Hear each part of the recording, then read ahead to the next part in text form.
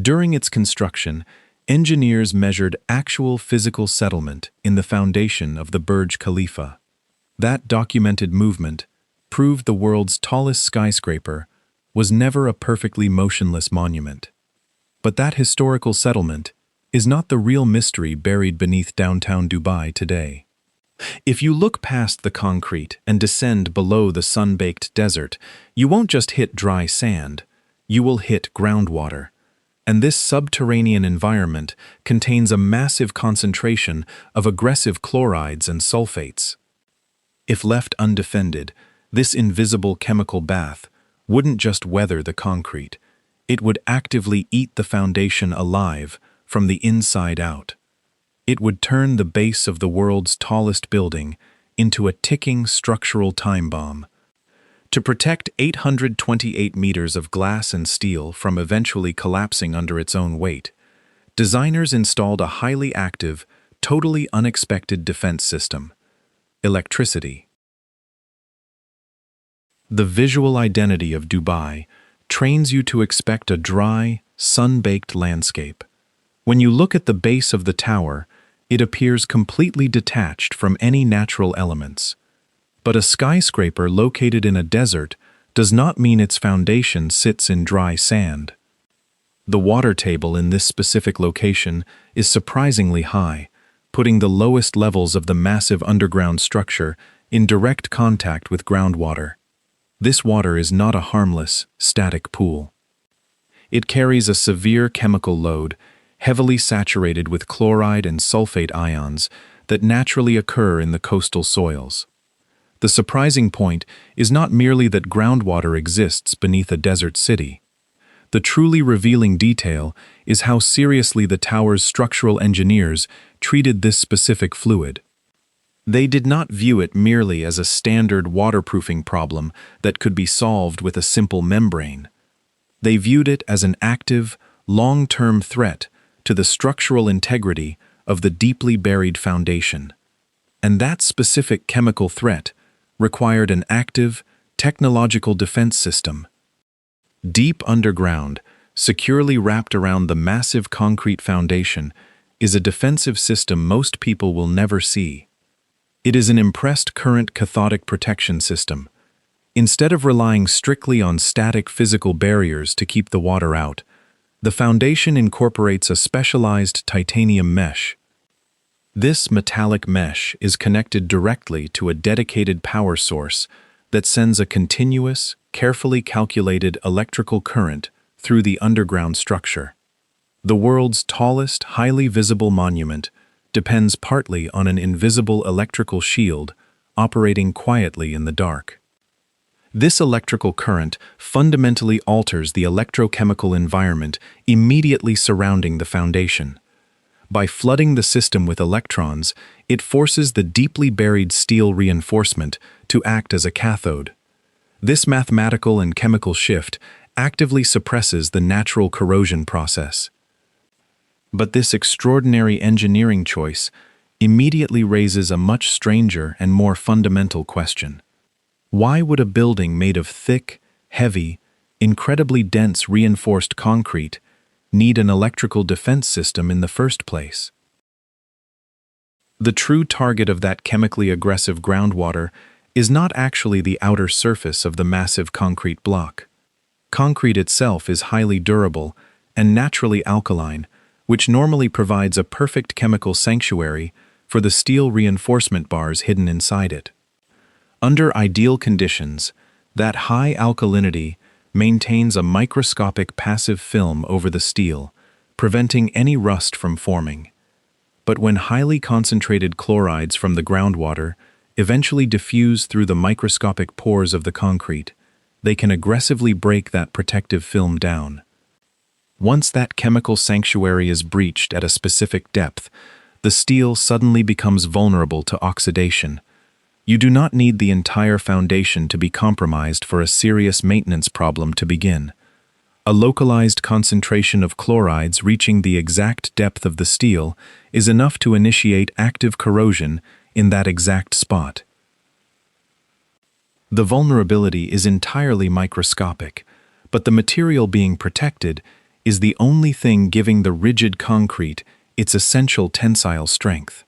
So if the vulnerable steel is buried deep inside solid rock, how would anyone even know a chemical problem had started? We do not have to guess if the structural engineers were genuinely concerned about this specific chemical attack. The evidence is explicitly written into the original design documents of the massive foundation. They clearly did not rely on a single, fragile layer of protection to keep the building safe. They engineered a highly complex, multi-layered durability strategy specifically to delay this exact chemical sequence for decades.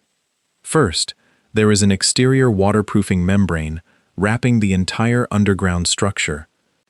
Second, the concrete mix itself was engineered to be dense, specifically to slow down the physical diffusion of water and destructive ions. Third, chemical corrosion inhibitors were added directly into the liquid concrete mix before it was poured. Fourth, engineers implemented extremely strict crack control criteria to prevent physical pathways from opening up and exposing the steel. And fifth, they added the active titanium mesh and the continuous electrical current. This extensive, overlapping list of defenses is not proof that the Burj Khalifa is currently failing. It is proof that the engineers did not assume the underground environment would be harmless. They built an overlapping fortress because they knew exactly what the groundwater was capable of doing. When people imagine a building succumbing to rust, they usually picture the entire structure slowly turning brown and dissolving simultaneously. That is not how modern megastructures behave, and it is certainly not how engineers evaluate long-term risk. A large reinforced concrete foundation does not require dramatic, uniform damage across its entire surface for engineers to care deeply about it. Engineering concern almost always begins locally. It starts with one specific region of the raft, one microscopic pathway of higher permeability, or one highly concentrated point of chloride exposure. If the electrical protection were to lose power, or if the waterproofing membrane tore in one specific corner during construction, the deterioration would isolate itself to that exposed geometry. The part I find most revealing is that a building weighing hundreds of thousands of tons can be extremely sensitive to a chemical reaction happening on a millimeter scale. You do not need widespread failure to create a massive, highly expensive maintenance burden. A localized failure simply changes the timeline and the financial cost of keeping the entire foundation perfectly intact. To understand why the engineers implemented those strict crack control criteria, you have to look at the physical consequence of unprotected steel. Corrosion is not just a simple chemical process that changes the color of the metal from gray to orange. It is a highly destructive physical process that fundamentally changes the volume of the material. When steel reinforcement rusts, the resulting corrosion products can expand to occupy several times the volume of the original steel bar. That massive physical expansion creates immense internal outward pressure against the surrounding dense concrete. Concrete is a brilliant building material because it is incredibly strong at handling compressive weight, but it is remarkably weak against internal stretching and tensile pressure. Eventually, the expanding rust physically cracks the concrete from the inside out, leading to a condition called spalling, where chunks of the material literally break away. This destroys the critical mechanical bond between the steel rebar and the concrete, which is the exact mechanism that gives the foundation its structural capacity. Describing this chain of failure does not mean there is any evidence it is actively occurring beneath the tower today, but it explains exactly what the electrical shield was hired to permanently prevent.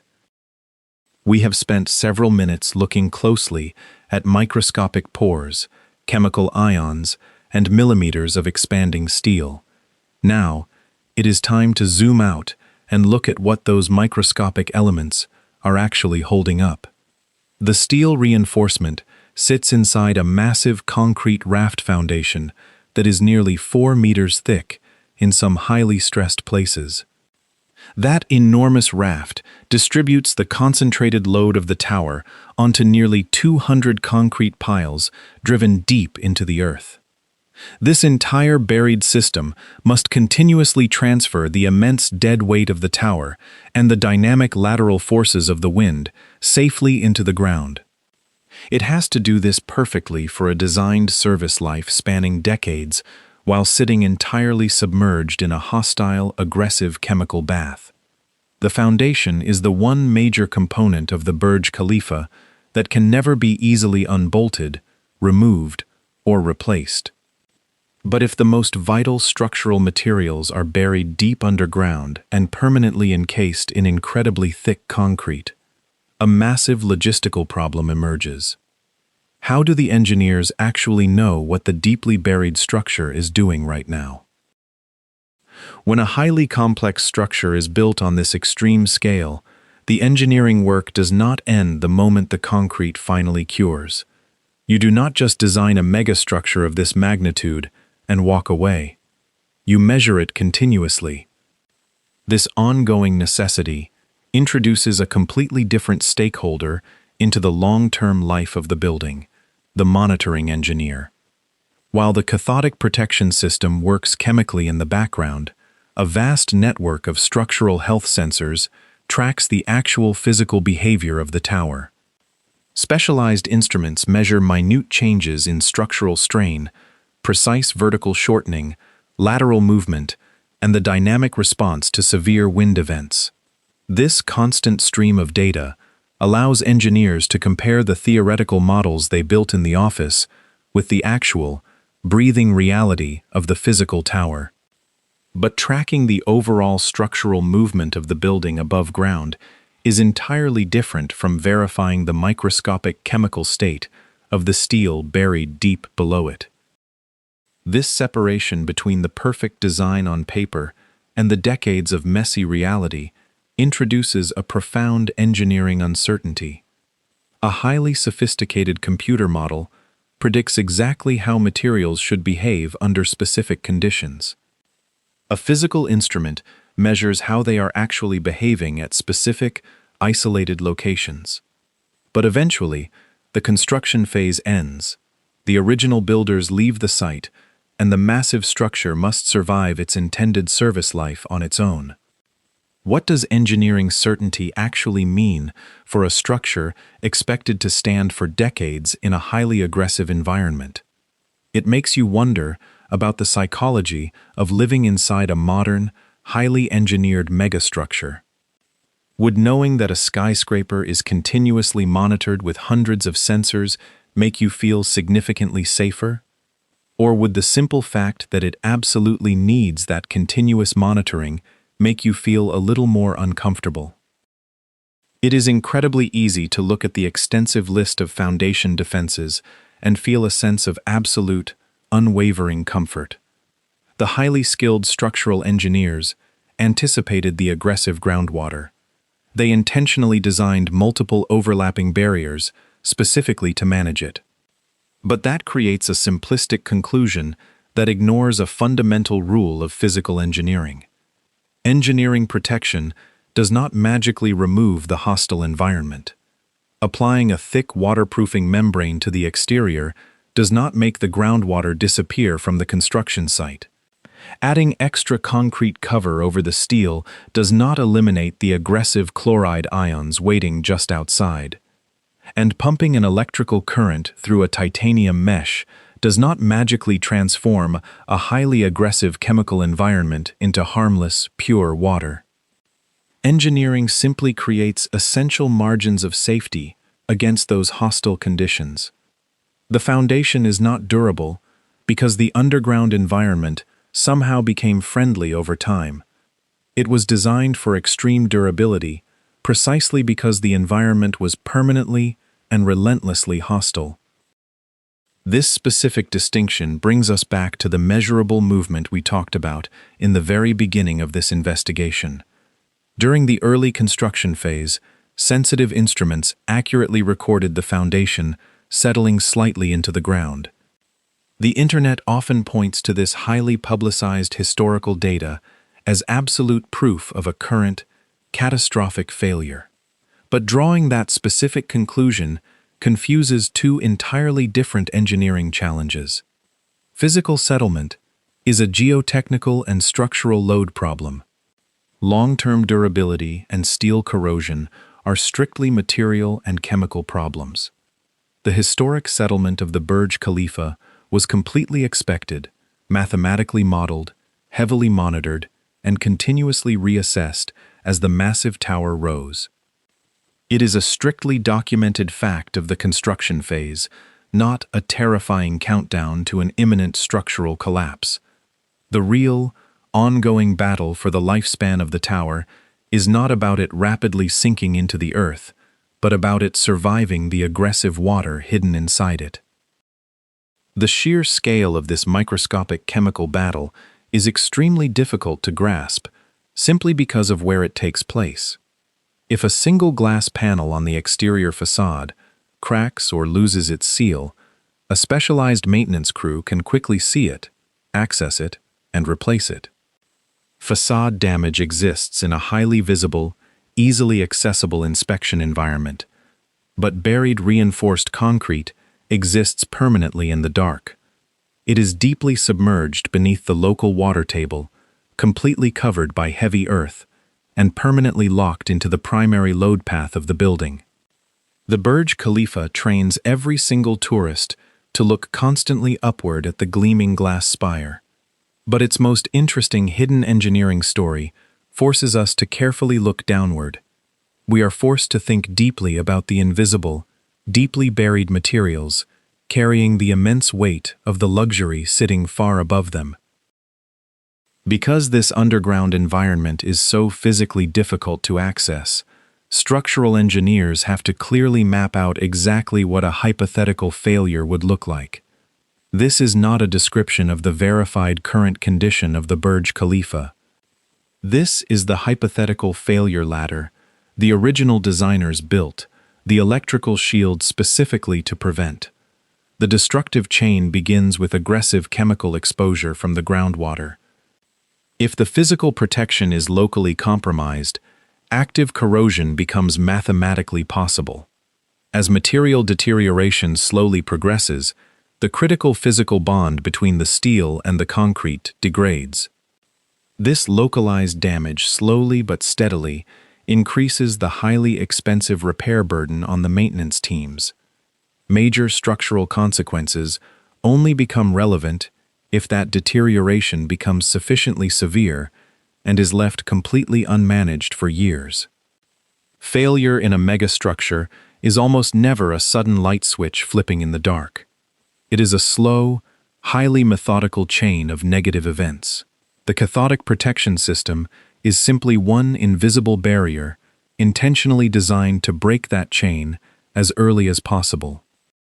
When an engineering reality is this highly complex, it is incredibly easy for the Internet to turn a physical vulnerability into a catastrophic conspiracy. If you look at the strictly documented design facts, the structural engineers absolutely knew the groundwater was severely aggressive. They deliberately incorporated an impressed current cathodic protection system using titanium mesh to defend the deeply buried steel. They accurately recorded measurable foundation settlement as the massive tower rose, and they carefully implemented a structural health monitoring network. But acknowledging those specific historical design facts does not validate the deeply sensational claims currently surrounding the building. There is no verified structural evidence that corrosion is currently making the Burj Khalifa sink into the earth. There is absolutely no proof that the cathodic protection system is failing or that the foundation is actively losing its vital load-bearing capacity. Removing the fake internet catastrophe does not make this engineering story weaker. It actually makes the engineering reality much more fascinating. A building on a verified collapse trajectory is just a predictable disaster movie. But a building standing perfectly still because a hidden electrical grid is actively fighting a chemical war beneath it is a genuine masterpiece of modern engineering dependency. When you stand at the base of the massive tower and look straight up, the entire surrounding environment is highly designed to project an image of effortless permanence. You see acres of perfectly pristine glass, the highly synchronized choreography of the Dubai fountain, luxury hotels, and premium observation decks completely filled with tourists. It confidently looks like a towering monument that simply exists, completely detached from the unforgiving physical laws of decay. But that flawless luxury is an illusion heavily subsidized by the dark, submerged world operating directly beneath the plaza.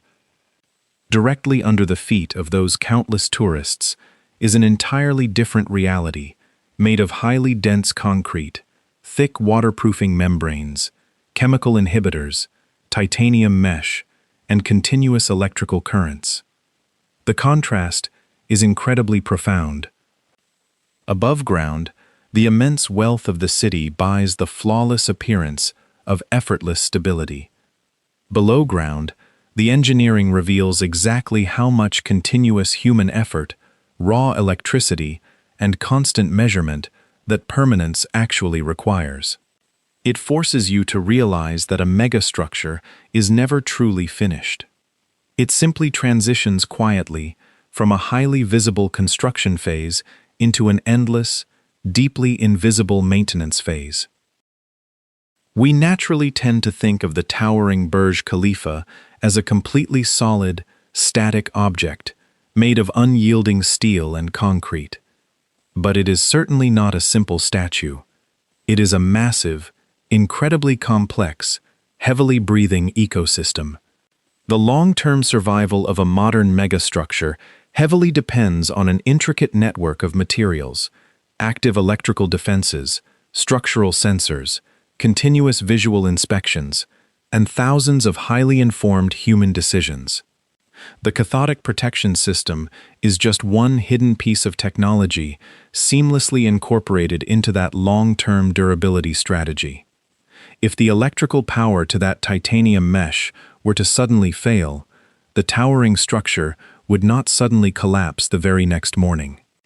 But a highly critical margin of safety would completely disappear, allowing the aggressive groundwater to officially begin a very slow, highly methodical attack on the foundation.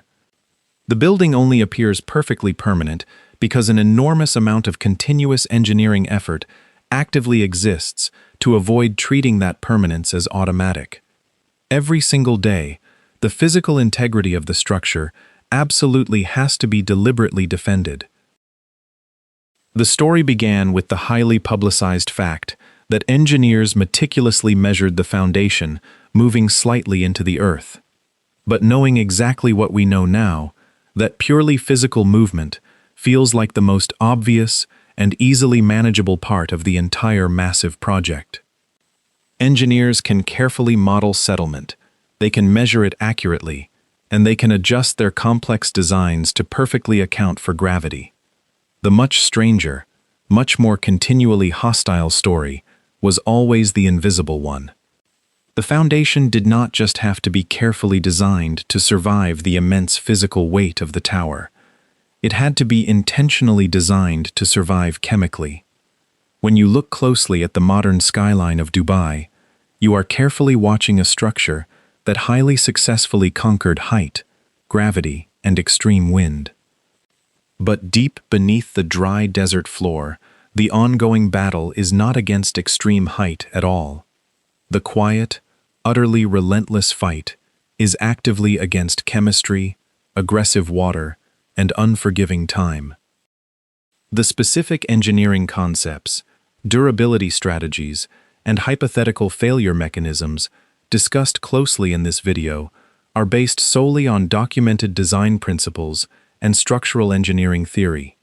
This careful analysis explores the historical design challenges of the foundation and absolutely does not represent an assessment of the current structural condition of the building. This specific content is completely for educational purposes only and definitely should not replace formal engineering or architectural evaluations. It fundamentally changes the precise way you actively look at a skyline. When you look closely at the Burj Khalifa now, which specific part actually seems more extraordinary to you? Is it the 828-meter structure that everyone can clearly see, or the deeply hidden engineering strictly required to protect the part that nobody sees? Let me know exactly how you currently see it down in the comments. If you actively found this specific investigation completely fascinating, make absolutely sure to officially subscribe so you definitely do not miss our next deep dive into the hidden engineering secrets of Dubai.